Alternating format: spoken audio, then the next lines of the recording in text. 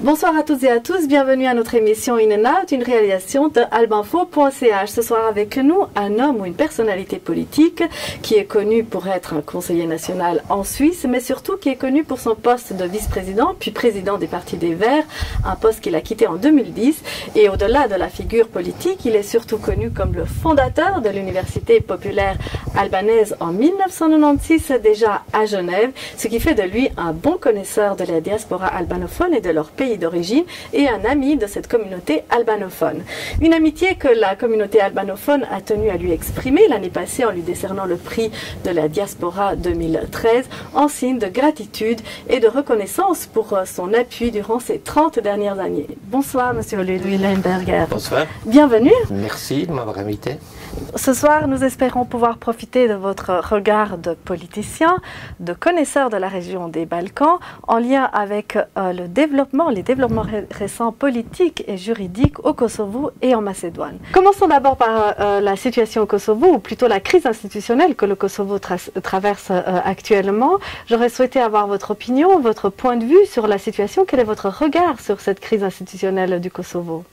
Oui, de loin d'ici de la Suisse, qui a des institutions démocratiques qui fonctionnent depuis fort longtemps, c'est un peu difficile de s'exprimer sans donner l'air de vouloir donner des leçons. Loin de moi de donner des leçons aux Kosovars, par exemple. Mais je suis un observateur, et qu'est-ce que j'observe?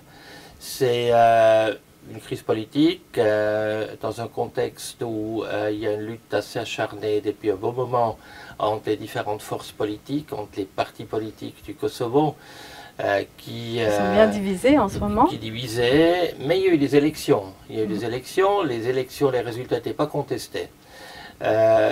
Même si je regrette que la moitié, je crois presque la moitié de la population n'a pas participé à ces élections, et la diaspora n'a pas participé ou n'a pas pu participer. Donc je regrette cela, mais autrement, selon les observateurs internationaux, les élections se passaient correctement dans ce sens-là. Donc maintenant, il y a des résultats, et il faut bien qu'une majorité se retrouve dans ce Parlement pour donner la confiance à une équipe gouvernementale. J'espère que ça se passe le plus rapidement possible, parce que le Kosovo a besoin d'une équipe gouvernementale qui fonctionne pour faire des réformes, pour répondre aux enjeux énormes au niveau économique, au niveau social, au niveau environnemental. Et j'espère que ces bagarres entre forces politiques ou bagarres politiciennes ne durent pas trop longtemps pour s'attaquer aux vrais problèmes, où il y a de l'espoir des populations du Kosovo qui avancent. Mais quelle serait pour vous la pratique qui aurait pu être opérée par la pratique helvétique ou même occidentale dans une telle situation de crise institutionnelle? Bon, même si on dit des fois que le Kosovo est le canton supplémentaire de la Suisse, c'est pas exactement comme ça, et on ne peut pas importer ou exporter des pratiques comme ça. Mais je pense que c'est important. Mais il y a quand même des mécanismes que tous ceux qui ont vécu en constitutionnels. Suisse, par exemple, il y a par ailleurs beaucoup de dirigeants politiques aujourd'hui dans les différentes parties ont vécu en Suisse. Et ce qu'ils auraient peut-être pu retenir, c'est qu'à certains moments, on a un rapport de force qui est créé, et à partir de ce moment-là, on commence à travailler jusqu'aux prochaines élections. Et on essaye d'unir des promesses, ça c'est une chose. Un des très grands problèmes, certainement, au Kosovo est la corruption. C'est une question très importante. Quand vous avez la corruption, il n'y a pas de confiance. Quand vous n'avez pas de confiance dans les institutions, dans les hommes politiques, dans les tribunaux, dans les institutions, c'est très difficile de créer une dynamique pour essayer de faire des réformes. Et il n'y a pas tout le monde, évidemment, peut être ami, on est adversaire politique, des fois on est les alliés ou les adversaires, mais j'ai l'impression qu'il y a beaucoup trop encore l'idée de l'ennemi. L'ennemi, vous le combattez, Hein. Donc, l'allié, vous travaillez avec,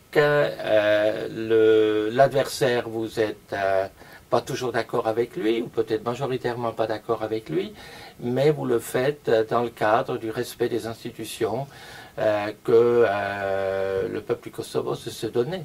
Mais justement, d'après vous, quel doit être le rôle d'un parti politique dans une démocratie parlementaire? Est-ce qu'il doit avoir le pouvoir absolu? Pas le pouvoir absolu, mais sans les partis politiques, il n'y a pas de démocratie. Hein, d'accord? Donc, et après, vous pouvez voir, on peut discuter les doses de démocratie directe qu'on peut introduire ou non. La Suisse a un système avec beaucoup de démocratie directe qui pose quelques autres problèmes des fois. Mais les partis politiques, oui, ils doivent mener ce débat sur les options de développement, de réforme d'un pays comme le Kosovo actuellement, mais ils doivent le faire dans l'intérêt général quand même du pays, tout en défendant des intérêts des fois économiques, sociaux différents. Moi, j'ai le grand espoir que la majorité ou une majorité politique au Kosovo se retrouve pour travailler pour que la jeunesse de ce pays, et aussi les vieux de ce pays, et je les connais ces vieux de la diaspora qui ont tout donné, ils ont tout donné pour un pays indépendant, pour la liberté, ils ont eu l'espoir que c'est un Kosovo qui travaille pour la population. Et j'espère qu'il y a une telle majorité qui se trouve pour que les Kosovars puissent dire il y a plein de choses qui ne marchent pas bien, mais ça va de l'avant et on va trouver avant tout aussi des perspectives de travail pour la jeunesse. Mais justement, en quoi est-ce que ce type de crise institutionnelle peuvent être négatifs dans l'économie et le développement de l'économie du pays? Écoutez, s'il y a des bagarres politiques, aussi de l'extérieur, regardez ça pour des investisseurs de l'extérieur, du Suisse par exemple, qui ne voudraient pas faire l'aide humanitaire, qui ne voudraient pas faire la coopération, mais qui voudraient investir, ou des Kosovars qui ont peu d'argent, il y en a même qui ont un peu... qui n'ont pas simplement d'argent ici à l'extérieur, qui voudraient investir. Quand la situation n'est pas stable, quand on ne voit pas quelles réformes vont être introduites, développées, vous hésitez, vous attendez, vous investissez ailleurs, et dans un tel contexte, de toute façon, vous ne le faites pas. Et pour cela, et vraiment la corruption, la lutte contre la corruption qui est le poison, le pire des poisons des démocraties dans le monde entier. Donc la lutte contre la corruption est quelque chose de très important, comme la transparence dans le financement des partis politiques. Abordons maintenant la question de la Macédoine, ou plutôt de l'affaire ou du procès de l'affaire Monstra en Macédoine, qui a provoqué une succession de manifestations qui ont eu lieu en Macédoine même, de la part de la population albanophone, des manifestations qui ont été suffisamment médiatisées en dehors du pays.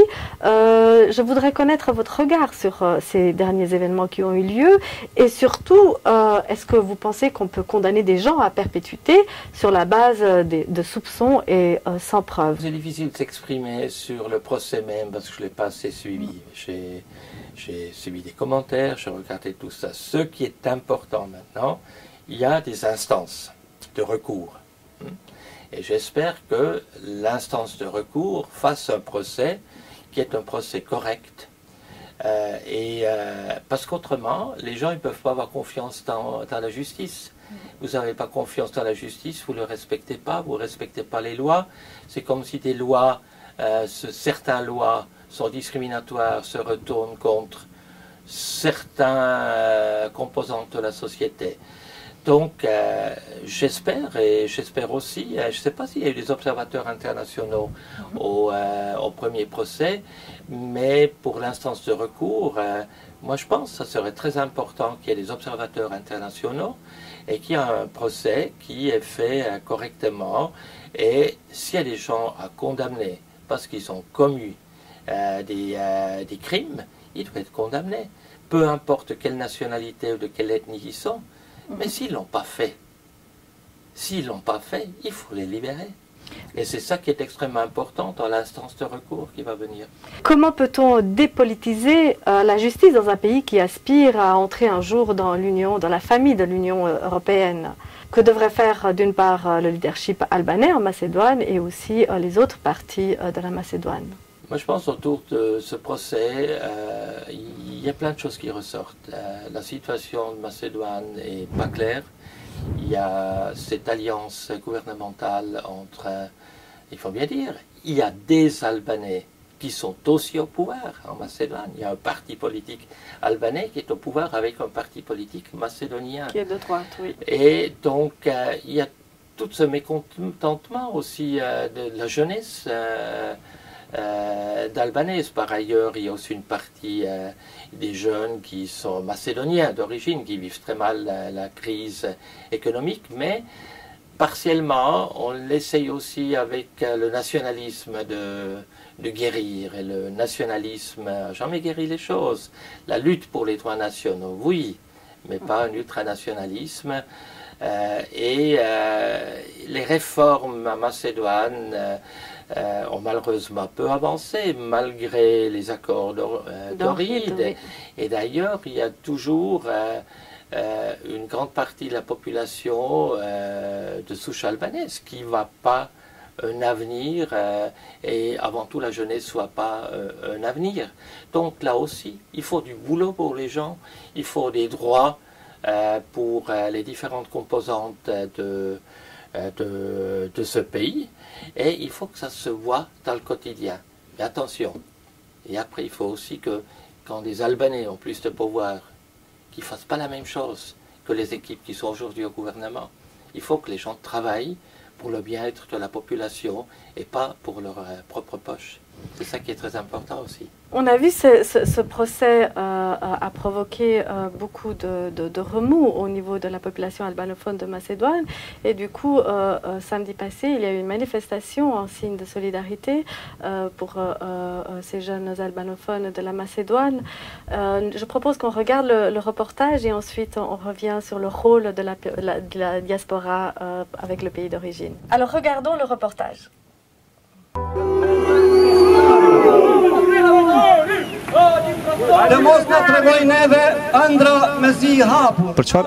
Pour quelle raison êtes-vous venu protester aujourd'hui? Je suis là pour exprimer mon sentiment de révolte au sujet de ce qu'il se passe dans mon pays. Nous sommes là pour soutenir la ville de Skopje, pour dire au gouvernement de Macédoine, ça suffit. Vous avez assez discriminé la population albanaise. Vous avez oublié la population albanaise. Vous ne travaillez pas en faveur du peuple albanais, mais contre le peuple albanais de la Macédoine.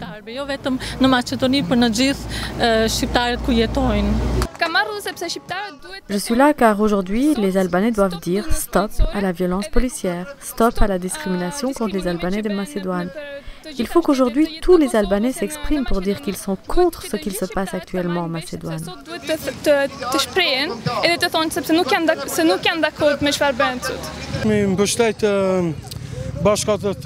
Je suis là pour soutenir mes compatriotes qui traversent des temps durs à Skopje et en Macédoine en général.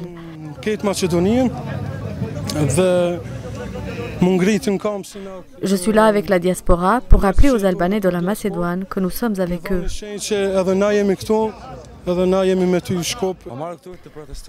Je participe à cette protestation pour rappeler au monde entier et à la Suisse qu'on ne peut pas oublier les Albanais de Skopje.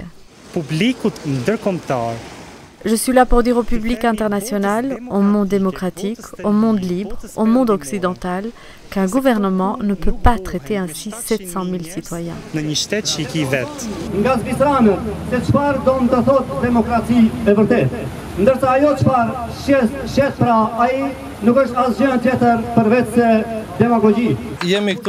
Nous sommes là en signe de révolte. Nous jouissons plus de droits dans les autres pays que dans le nôtre. Je pense que c'est légitime pour chaque Albanais de protester pour obtenir ses droits et ses libertés.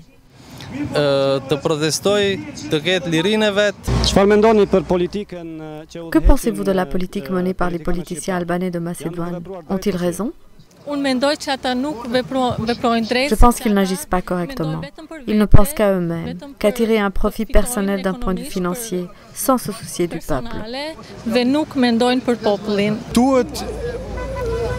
Il faut que l'Albanie, le Kosovo, les représentants albanais siégeant au Parlement de la Macédoine, il faut que tous collaborent davantage. D'après moi, très peu est fait dans ce sens. Il n'y a que la population qui cherche à faire bouger les choses en participant aux différentes protestations.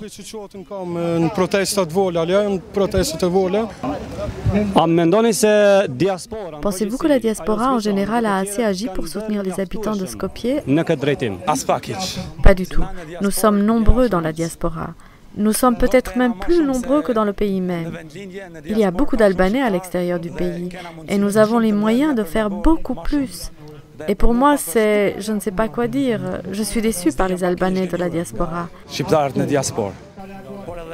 Déçu par les programmes diffusés par notre chaîne de télévision albanaise, elle ne diffuse que des séries et n'informe pas la population sur ce qui se passe réellement.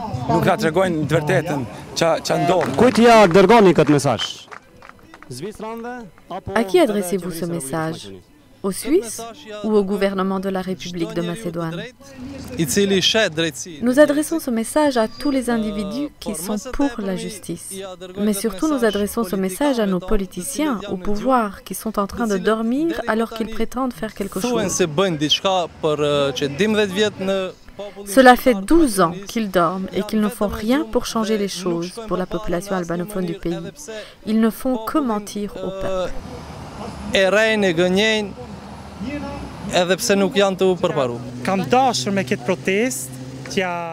J'aimerais avec cette protestation m'adresser aux facteurs politiques albanophones de Macédoine en particulier, qu'ils ne donnent pas de place au chantage de la partie macédonienne, qu'ils soient déterminés à défendre les droits politiques et les demandes légitimes des Albanais du pays. La population ne réclame rien qui ne puisse être légitime. Nous réclamons le respect de l'accord d'Ohrid, signé par les partis mêmes qui sont aujourd'hui au pouvoir.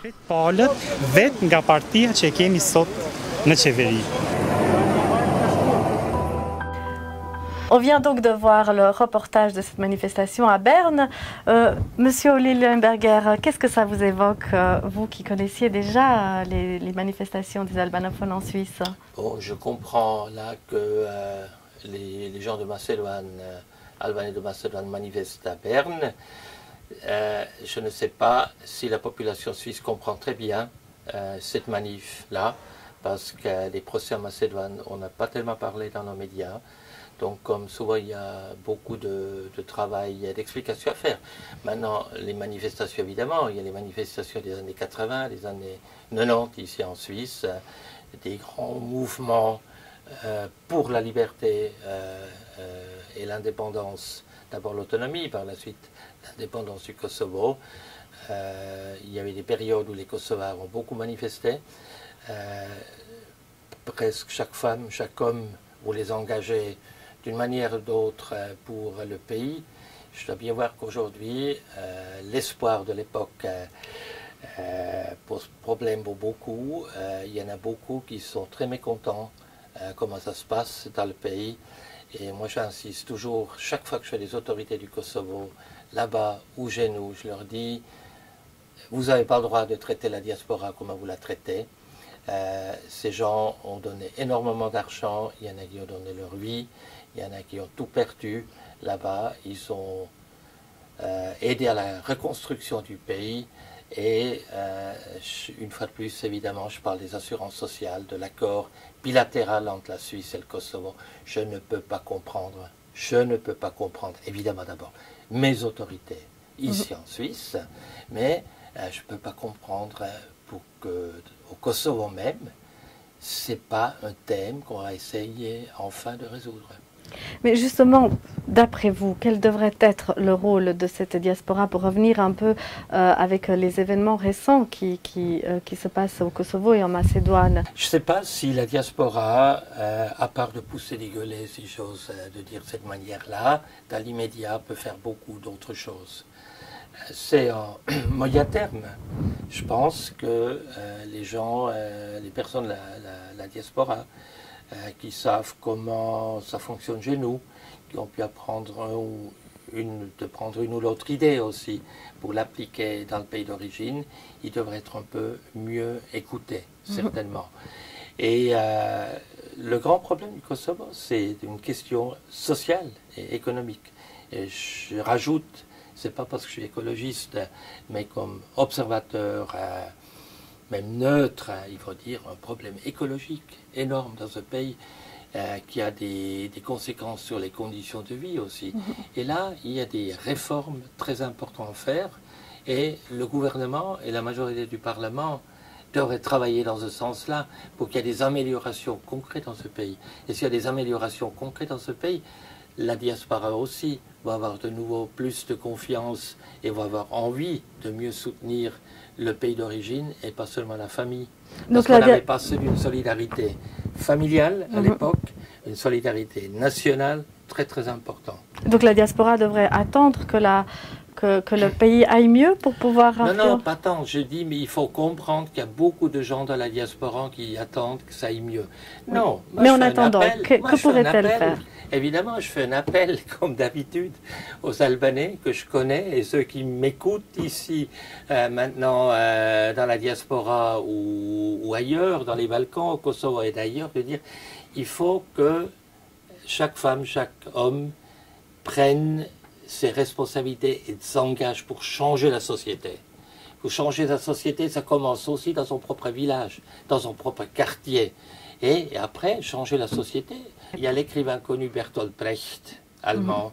Il a dit un jour, j'aime bien sa citation, il a dit « Si le gouvernement est mécontent de son peuple, il n'a qu'à choisir un autre peuple. » On a bien compris. Je veux dire, si le peuple est mécontent de ceux qui les dirigent, il faut qu'il change les dirigeants et qu'il met les bons à la place. Mais justement, comment est-ce que, par quels moyens, par quel relais cette diaspora pourrait influencer ou jouer son rôle pour exporter ce savoir-faire, cette autre forme aussi de gérer les problèmes politiques, économiques? Ce serait par exemple possible. Dans le cas de la Macédoine, par exemple. J'ai jamais vu qu'il y avait une grande pétition de la diaspora envers son gouvernement au Kosovo qui demande une série de réformes qui concernent par exemple directement la diaspora. Ça pouvait être autre chose que la diaspora. Mais s'intéresser à la politique, pas seulement aux hommes politiques et aux femmes politiques qui sont en place, mais de savoir qu'est-ce qu'ils veulent, qu'est-ce qu'ils proposent comme réforme, qu'est-ce qu'ils proposent comme réforme sociale, quel va être le système d'assurance sociale plus tard, quelles sont les réformes économiques qui permettent de créer des postes de travail, qui empêchent que des jeunes qui sont aujourd'hui au Kosovo doivent se rendre à l'étranger pour trouver du boulot qu'ils ne trouvent souvent pas. Qu'est-ce qu'il y a comme réforme qui permet à des gens qui sont ici, bien formés et qui ont envie de retourner, qu'ils ont effectivement cette possibilité-là? C'est ça les grandes questions qu'il faut s'occuper dans le quotidien et de mesurer, d'évaluer les uns et les autres, pas seulement sur leurs paroles et sur leur passé historique, mais sur ceux qui sont aujourd'hui prêts de faire. C'est ça un peu le message que j'aimerais donner à mes amis albanais. Le rôle de la Suisse est très connu dans la consolidation de la stabilité économique et politique dans les pays des Balkans, notamment du Kosovo. Elle est notamment impliquée en matière de gouvernance politique, dans les différents programmes d'eau et d'infrastructures, en matière de droits des minorités aussi. D'après vous, quelle pourrait être sa contribution dans la gouvernance, mais aussi en matière de consensus? Donc pour moi, c'est très important que ce soutien continue. Cette année, pour la première fois, j'ai voté contre la continuation des Swisscoi. Parce que je trouve que les Swisscoi, ils n'ont plus un rôle à jouer. Je sais que les Kosovars, ils aiment bien d'avoir les soldats suisses chez eux. Mais sérieusement, ils ne jouent plus aucun rôle. Et j'aime que cet argent-là, qui est engagé actuellement pour les Swisscoi, soit mieux investi dans les réformes de l'appareil judiciaire, par exemple, chose très importante. Et le reste, c'est aider au développement de l'économie au Kosovo. Là, il y a beaucoup de possibilités, mais encore une fois, si vous voulez que les Suisses investissent, que des entreprises, pas les individus, des entreprises investissent au Kosovo, c'est important qu'il y ait une certaine stabilité et qu'on a des partenaires qu'on puisse discuter qui sont dans un système qui est stable, qu'on sait si on négocie aujourd'hui, ils sont encore en place dans une année ou dans deux. Et si ce n'est pas eux, c'est les lois décidées par le Parlement du Kosovo vont continuer. Donc on a des garanties à ce niveau-là. Mais le tout grand problème, c'est de créer de l'emploi. Créer de l'emploi. Et si je pense la réforme de l'agriculture qui pouvait être faite au Kosovo, où la Suisse pouvait passablement y contribuer aussi, ça ne va pas pourquoi le Kosovo doit importer de Serbie, de Bulgarie, de Macédoine, de Turquie et d'ailleurs tous les produits quasiment, ou la majorité des produits agricoles, quand il y a tel potentiel qu'on pouvait développer dans le pays. Après, le problème de la distribution, tout petit exemple. Je travaille avec des gens qui essayent dans leur village de développer par leur propre force, et avec l'aide de la diaspora, des cultures maraîchères. Mais après, le problème des distributeurs. Donc, il faut organiser que les légumes du village et les fruits du village soient effectivement cherchés et arrivent sur les marchés de Prizren, de Pristina et d'ailleurs. Monsieur Leulenberger, merci beaucoup pour votre présence et votre éclairage. Notre émission touche déjà à sa fin. Merci encore. Merci à vous. Merci et quant à moi, je vous retrouve au mois de septembre pour notre nouvelle émission. Au revoir et bel été.